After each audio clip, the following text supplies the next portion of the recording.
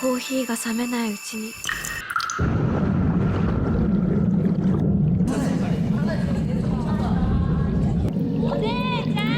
Halo Movie Mania, comeback lagi dengan Kivanima di sini.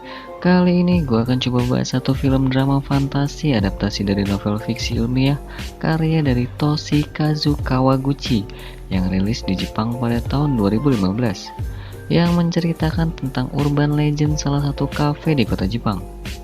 Tanpa berlama-lama, pasang headset kalian, dengarkan suara tampan saya, kita lanjut ke alur ceritanya. Scene film diawali dengan seekor kucing yang tiba-tiba masuk ke dalam kafe. Dan di kafe itu ternyata ada 5 peraturan yang mungkin bisa membuat pengunjung tidak percaya atau hanya sekedar menarik pengunjung saja. Dalam peraturan itu disebutkan, jika Anda kembali ke masa lalu, apapun yang Anda lakukan tidak akan bisa mengubah masa sekarang. Ketika Anda kembali ke masa lalu, Anda tidak bisa keluar dari kafe ini. Anda masih bisa tetap di masa lalu selama kopinya masih panas, dan Anda juga harus menghabiskan kopinya sebelum menjadi dingin. Anda tidak bisa menempati dan menggunakan kursi sebelum pelanggan kursi sebelumnya pergi. Ketika Anda ke masa lalu, Anda tidak dapat bertemu orang-orang yang tidak pernah mengunjungi kafe ini. Dan alur cerita film pun dimulai. Di salah satu gang sempit ibu kota Tokyo ada satu kedai kopi atau kafe yang sudah berdiri dari tahun 1874 yang bernama Cafe Funichuli Funichula. Kafe itu turun-temurun dijalankan oleh keluarga Tokita, yang kini kafe itu dijalankan oleh Nagare Tokita dan sepupunya Kazu Tokita. Mereka merupakan generasi kelima dari keluarga Tokita yang telah menjalani kafe tersebut. Saat mereka sedang melayani pelanggan mereka, tiba-tiba ada salah satu pelanggan wanita yang bernama Fumiko yang merupakan salah satu pelanggan kafe dan sudah mendengar urban legend tentang kafe itu yang bisa membawanya pergi ke masa lalu. Fumiko menanyakan apakah ia bisa kembali ke 1 minggu yang lalu kepada Kazu. Ternyata 1 minggu yang lalu Fumiko tiba-tiba bertengkar dengan temannya Goro di kafe itu karena Goro akan pindah ke Amerika dan bekerja di sana. Fumiko bermaksud jika ia bisa kembali ke 1 minggu yang lalu, ia akan mencoba mengatakan sesuatu hal kepada Goro sebelum ia pergi ke Amerika dan merubah apa yang sudah terjadi sekarang. Tapi, saat itu juga Kazu mengingatkan tentang 5 peraturan yang kita lihat di awal scene tadi kepada Fumiko. Dan Kazu juga mengatakan ia harus menunggu sampai kursi yang bisa membawanya pergi ke masa lalu itu sudah kosong. Karena sekarang, kursi itu sedang ditempati oleh seorang wanita yang sedang membaca buku. Ternyata, di kafe Funichuli Funichula hanya ada satu kursi yang bisa membawa seseorang ke masa lalu. Fumiko pun tidak sabar dan ingin segera menempati kursi yang bisa membawanya ke masa lalu dengan segera. Tiba-tiba, ia menghampiri wanita yang duduk di kursi itu dan memintanya untuk segera pergi. Saat Fumiko menyapanya, tiba-tiba ada gelembung yang keluar dari mulut Fumiko yang membuat ia serasa tenggelam di dalam air dan tidak bisa bernafas. Ternyata, itu adalah kutukan. Wanita yang duduk di kursi itu adalah hantu, atau salah satu pelanggan yang terjebak dalam waktu dunia paralel, karena ia telah melanggar peraturan yang ada di kafe itu. Kazu mengatakan kepada Fumiko untuk menunggu kursi itu kosong, karena dalam paralel waktunya akan ada saat di mana wanita hantu itu akan pergi ke toilet. Setelah sekian lama, akhirnya wanita hantu itu beranjak dari kursi dan pergi ke toilet. Hal itu dilihat oleh pelanggan pria yang bernama Ryosuke. Fumiko menunggu cukup lama sampai ia tertidur. Saat itu juga, Kazu dengan segera membangunkannya dan mengatakan bahwa kursinya sudah kosong. Saat Fumiko bangun, dengan buru-burunya ia duduk di kursi itu dan meminta untuk kembali ke 1 minggu yang lalu. Namun, Kazu menghampirinya dan mengingatkan kembali tentang peraturan yang harus diikuti oleh Fumiko. Bahwasannya, setelah kembali ke masa lalu, Fumiko harus menghabiskan kopinya sebelum kopi itu menjadi dingin. Karena batas lamanya waktu berada di masa lalu itu adalah temperatur dari kopinya. Jika tidak, Fumiko akan berakhir seperti wanita hantu yang terjebak dalam lingkaran waktunya di kafe itu. Setelah menyanggupinya, Kazu pun membuatkan kopi time travel untuk Fumiko. Dan tiba-tiba, Fumiko telah kembali ke 1 minggu yang lalu sebelum guru pergi ke Amerika. Di saat itu, Fumiko mengatakan hal yang belum sempat ia tanyakan kepada guru. Namun, setelah bertanya, ternyata Fumiko masih saja salah paham. Karena gengsinya wanita, tiba-tiba ia meminum kopi itu sampai habis untuk segera kembali ke masanya sekarang. Sambil mengatakan, namun saat ia sudah meminum kopinya dan akan kembali ke masanya, tiba-tiba Goro mengatakan bahwa ia juga sudah putus dengan pacarnya. Sebenarnya mereka berdua sudah menyukai satu sama lain, tapi masih malu-malu tai kucing untuk jujur. Saat Fumiko kembali, hantu wanita itu sudah ada di depannya untuk duduk kembali di kursi itu. Fumiko akhirnya mengetahui semuanya, dan ia pun sadar bahwa kembali ke masa lalu tidak akan merubah apapun di masa sekarang ataupun masa depan. Dan ia akhirnya memutuskan untuk memperbaiki hubungannya dengan Goro di masa depan mulai sekarang. Karena memang masa depan itu belum terjadi. Dan semua itu tergantung dari diri kita yang memutuskan harus bagaimana ke depannya. Sedap. Di saat yang sama, pelanggan pria yang ada di kafe itu yang bernama Ryosuke juga sudah menyaksikan bahwa urban legend yang selama ini ia dengar ternyata benar. Dan ia berniat akan melakukannya juga suatu saat nanti. Setelah saatnya kafe tutup, wanita hantu pun tetap duduk di kursi itu, dan Kazu mengucapkan selamat malam untuknya. Keesokan harinya, dengan rutinitas yang biasa di kafe itu, ada seorang wanita yang bernama Kumi sedang menuliskan surat untuk kakaknya, dan tak sengaja tiba-tiba menjatuhkan air di gelas sehingga menyiram wanita yang sedang bersembunyi di bawah meja. Ternyata, wanita yang sedang nyumput itu adalah kakaknya Kumi yang bernama Yaiko.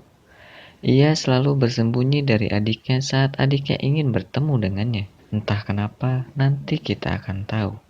Tak lama dari situ, tiba-tiba Ryosuke dan rombongan kawannya datang ke kafe. Saat di kafe, Ryosuke bertanya apakah ia boleh menyebarkan selebaran pameran festival kampusnya di kafe itu. Nagare pun mengizinkannya. Dan saat Kazu sedang menempelkan brosur festival itu, tiba-tiba ia teringat masa kecilnya. Karena di brosur itu ada foto yang mengingatkan tempat tinggalnya dulu di waktu kecil. Karena hal itulah, akhirnya Kazu memutuskan pergi ke festival untuk melihat stand foto yang mengingatkan masa kecilnya. Tak sengaja, ternyata Ryosuke melihat Kazu di festival itu dan memuji penampilan Kazu saat itu juga. Kazu pun mengatakan hal yang bisa membuatnya ke sana. Karena ia melihat foto yang mengingatkan masa kecilnya bersama ibunya yang sudah meninggal. Keesokan harinya, dalam rutinitas yang sama dan bersama wanita hantu yang sama, ada wanita paruh-baya yang kita sebut saja sang istri yang dijemput oleh suaminya untuk pulang ke rumah. Namun, saat sang suami menjemput, sang istri itu tiba-tiba mengatakan, ternyata sang istri itu memiliki penyakit Alzheimer yang membuatnya kehilangan sebagian memori dalam hidupnya, termasuk lupa dengan suaminya sendiri. Sang suami pun berusaha tegar menghadapi itu semua. Dan hal itu diketahui oleh Kazu dan Nagare, karena memang pasangan suami istri itu adalah pelanggan tetap di kafe mereka sekian lama. Singkat cerita, Kazu mengusulkan kepada sang suami untuk kembali ke masa lalu di saat sang istri masih mengingat semua tentangnya.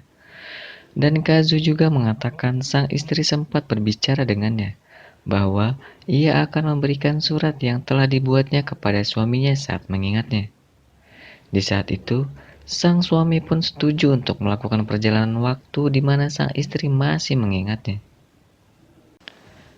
Sang suami pun akhirnya kembali ke masa di mana sang istri masih mengingatnya di kafe itu. Di scene ini ada banyak drama yang terjadi, dan dipastikan buat para ciwi-ciwi akan mewek melihat scene ini.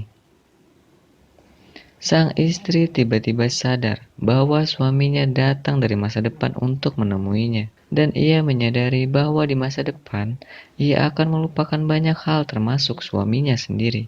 Setelah menyadari itu semua, Akhirnya sang istri memberikan surat yang telah ia tulis untuk suami tercintanya. Saat sang suami kembali, ternyata ia juga bisa membawa surat yang telah diberikan oleh sang istri itu dan membacanya. Ternyata, isi surat itu berisikan pengakuan sang istri tentang penyakitnya yang belum diketahui oleh sang suami. Sang istri pun berpesan kepada suaminya, "Jika memang hal ini menyakitkan untukmu menjadi suamiku, maka tinggalkanlah saja aku. Aku tidak ingin menjadi pasien untukmu. Yang kuinginkan, kita menjadi suami istri sampai akhir." Seketika itu pun sang suami menjadi terharu dan memutuskan akan menyongsong masa depan dan menjalani hidup sebagai suami istri yang bahagia. Meskipun mereka harus memulai tahap perkenalan di setiap hari mereka. Di lain hari kemudian, cerita akan kembali kepada Kazu, sang tokoh utama dalam film ini. Saat siang hari, Kazu tak sengaja melihat Ryosuke sedang mengobrol dengan kucing. Dan hal itu membuat Kazu tertarik dengan Ryosuke. Dan secara tidak sadar, ia mengajak Ryosuke untuk makan siang bersama. Dari situlah awal dari hubungan Kazu dan Ryosuke yang terus berlanjut. Sampai akhirnya, mereka juga menyempatkan makan di kedainya Yeiko, kakak yang sering kabur saat ditemui adiknya. Selang beberapa hari, tiba-tiba saat di kafe, Kazu menanyakan hal tentang toko Yaiko yang sering tutup belakangan ini kepada Nagare. Setelah mendengar jawaban Nagare, ternyata penyebab dari tutupnya kedai Yaiko karena adiknya Kumi meninggal karena kecelakaan, yang mengharuskan Yaiko pulang ke kampung untuk yasinan dan kirim doa untuk adiknya. Setelah yasinan dan belum sampai 7 hari, Yaiko tiba-tiba datang kembali ke Tokyo dan mampir ke kafenya Tokita. Dengan berpura-pura tegar, ia pun mengatakan bahwa ia baik-baik saja. Saat itu juga tiba-tiba Kazu memberikan semua surat yang telah dibuat Kumi untuk Yaiko yang selalu ditolak olehnya selama ini. Saat malam, meskipun ia berusaha tegar dan menjalani rutinitasnya di kedainya, tiba-tiba ia melihat surat yang dibuat Kumi untuknya. Dengan perasaan yang campur aduk karena kehilangan adik kesayangannya, akhirnya ia memutuskan pergi ke kafe Tokita untuk kembali ke masa adiknya yang masih hidup dan berbicara dengannya.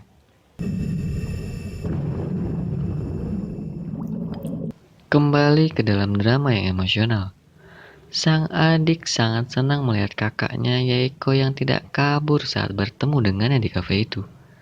Ternyata, alasan dari kaburnya Yaiko yang terus-menerus saat bertemu dengan adiknya adalah karena Yaiko selalu diminta untuk meneruskan tradisi keluarganya yang mengelola hotel di kampungnya yang berada jauh dari Tokyo.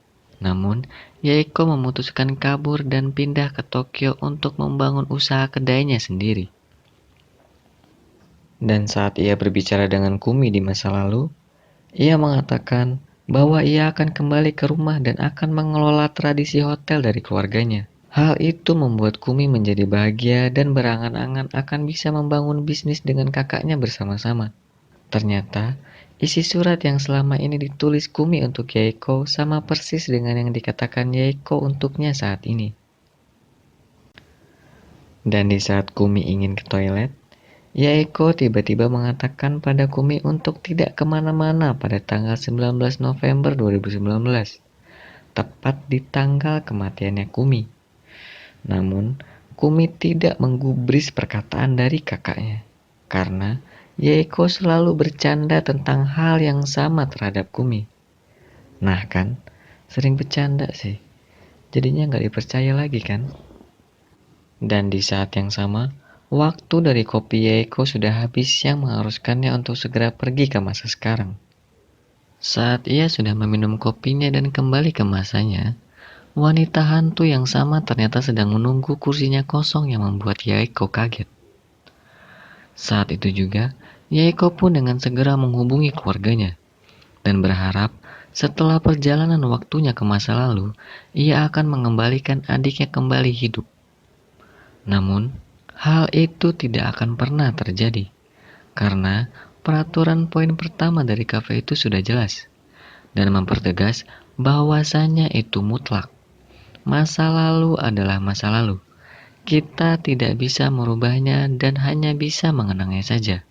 Sedih. Akhirnya, Yaeko pun memutuskan untuk meninggalkan Tokyo dan meneruskan tradisi hotel dari keluarganya. Karena itu adalah harapan terakhir dari adiknya, Kumi. Kembali ke sang tokoh utama barista cafe, Kazu Tokita. Hubungan Kazu dan Ryosuke semakin dekat satu sama lain, hingga pada akhirnya Nagare curiga bahwa Ryosuke dan Kazu sudah pacaran. Tapi Ryosuke membantahnya dan mengatakan mereka hanya berteman saja. Saat itu juga Ryosuke menanyakan tentang hantu wanita yang duduk di kafe itu kepada Nagare. Jawaban Nagare pun membuat Ryosuke kaget bahwa sebenarnya hantu wanita itu adalah ibu kandungnya Kazu yang bernama Kaname Tokita, generasi keempat dari keluarga Tokita. Tak berselang lama, tiba-tiba Kazu datang dan mengabarkan kepada Nagare bahwa Yaeko sekarang telah menjalani hotelnya dengan baik.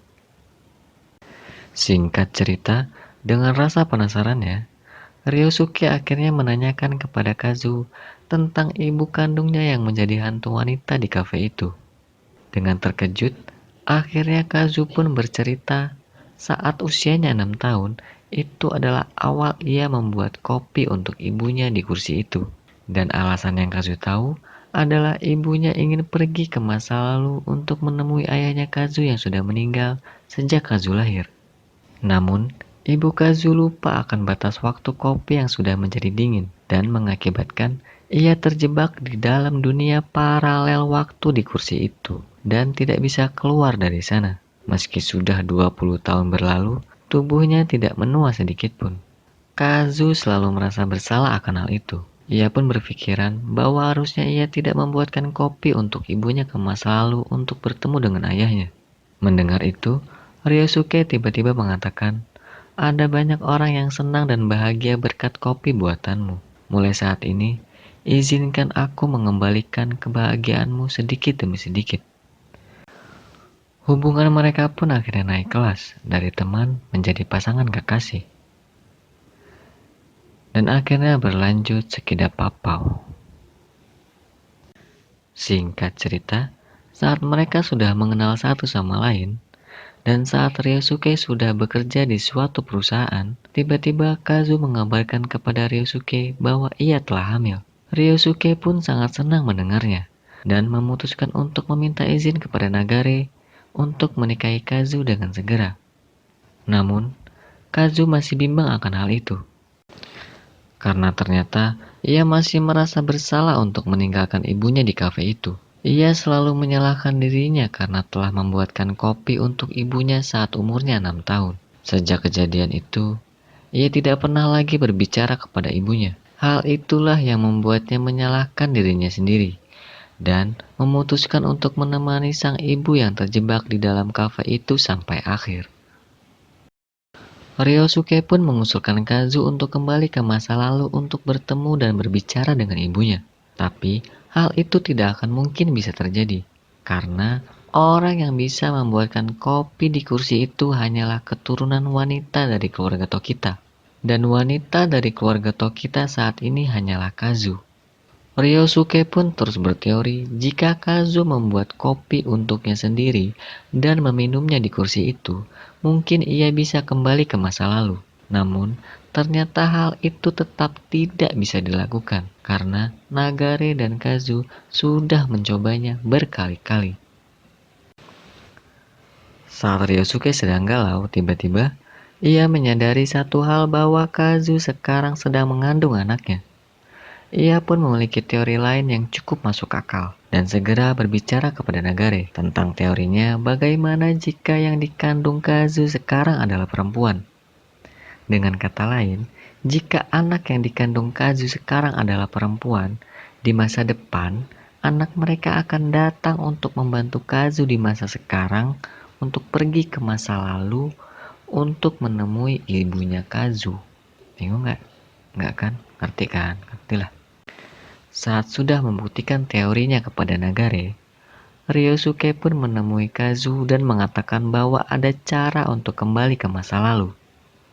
Ryosuke juga memberitahu Kazu untuk datang besok pagi ke kafe sebelum jam 8.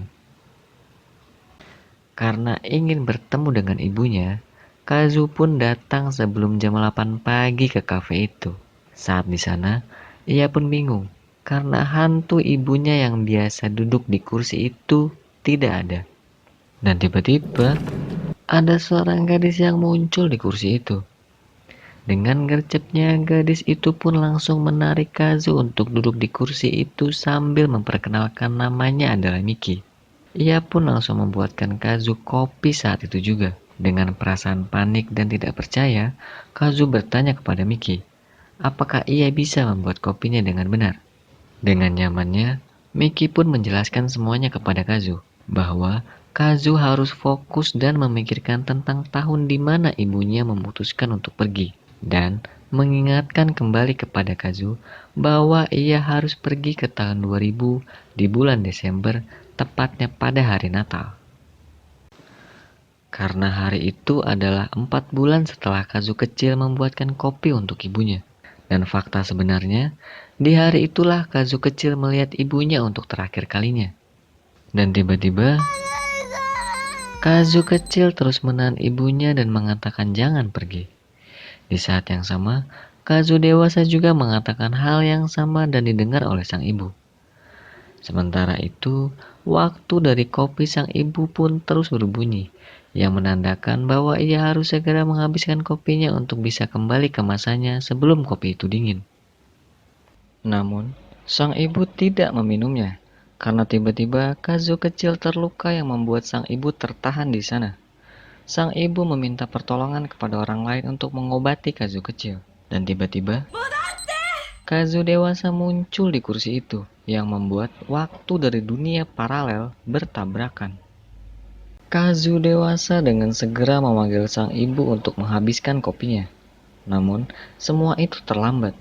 Akhirnya Kazu dewasa menyadari semuanya, bahwa saat sang ibu meminta Kazu untuk membuatkan kopi, sang ibu tidak kembali ke masa lalu untuk bertemu dengan ayah Kazu. Tapi, ia memutuskan untuk ke masa depan atau lebih tepatnya 4 bulan setelah ia meminum kopi yang dibuat Kazu.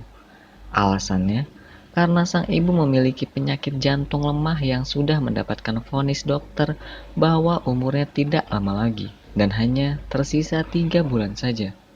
Sang ibu bermaksud ke masa depan tepatnya di hari Natal saat ia sudah tidak ada lagi di dunia dan memastikan keadaan Kazu baik-baik saja. Dan ternyata keputusannya itu membuatnya terjebak di ruang dimensi waktu sampai saat ini.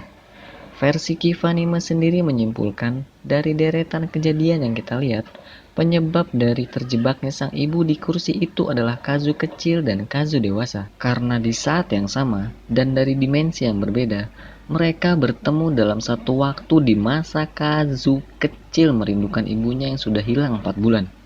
Kazu dewasa pun masih menyalahkan dirinya sendiri karena kejadian itu. Tapi, meski bagaimanapun, kejadian itu akan terus berulang. Karena itu adalah takdir yang harus dijalani mereka. Saat kopi Kazu berbunyi, sebenarnya ia tak ingin meninggalkan sang ibu. Namun, sang ibu pun berpesan bahwa ia akan selalu mengawasi Kazu dan ia senang akan selalu berada di samping Kazu dan minum kopi bersamanya. Sang ibu pun mengatakan bahwa ia sangat menyayangi Kazu apapun yang terjadi. Akhirnya, Kazu pun meminum kopinya dan kembali ke masanya. Saat ia kembali, hantu sang ibu pun datang untuk duduk di kursinya. Kazu juga menyadari bahwa selama ini ia telah dijaga dan diawasi oleh sang ibu untuk memastikan Kazu baik-baik saja. Setelah itu, Kazu pun pergi meninggalkan kafe untuk bertemu dengan calon suaminya Ryosuke untuk mengucapkan terima kasih kepadanya. Di akhir scene, kita akan melihat semua orang yang pernah melalui masa lalu di kafe itu. Dan sekarang mereka memutuskan untuk hidup menyongsong masa depan yang sesuai dengan keinginan mereka. Singkat cerita, Kazu dan Ryosuke menikah dan memiliki anak yang diberi nama Miki. Kembali ke kafe Funiculi Funicula, kursi yang selalu diduduki sang ibu ternyata sudah kosong. Semua itu karena tugas sang ibu sudah usai, karena kini Kazu sudah menemukan kebahagiaan dalam hidupnya. Dan film pun selesai. Mungkin segitu aja pembahasan film versi Kivanima. Teruskanlah ngopi plus gorengan. Jangan lupa dengan udutnya. Kivanima undur diri. Wassalam.